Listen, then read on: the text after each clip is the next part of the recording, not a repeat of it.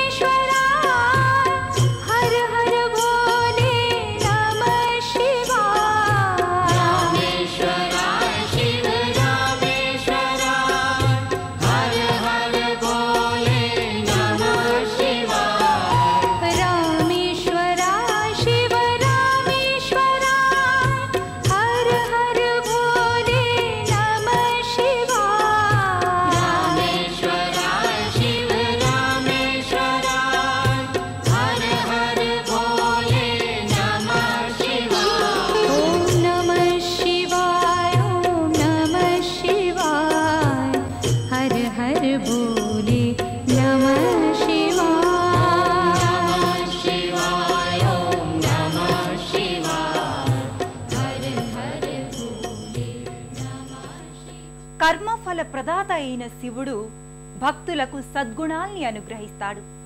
వారిని దివ్య మార్గంలో నడిపిస్తూ సమస్త శ్రేయాల్ని చేకూర్చుతాడు.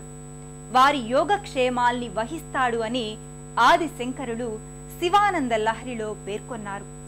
ఆ శివారాధన సకల దురితాల్ని నివారిస్తుంది. శివ దర్శనం సమస్త అభీష్టాల్ని నెరవేరుస్తుందని ఉపనిషత్ వాక్యం. ఆ శివ పరమాత్మ కరుణకు సదా పాత్రులవుదాం. మరో తీర్థయాత్రలో మరో క్షేత్ర దర్శనంతో మళ్ళీ కలుసుకుందాం. నమస్కారం. పుణ్యక్షేత్రాల దర్శనం, అపురూప ఆలయాల సందర్శనం, తీర్థయాత్ర కార్యక్రమాన్ని ఇప్పుడు యూట్యూబ్ ఆన్లైన్లో www.youtube.com/etv2india లింక్ ద్వారా కూడా వీక్షించండి.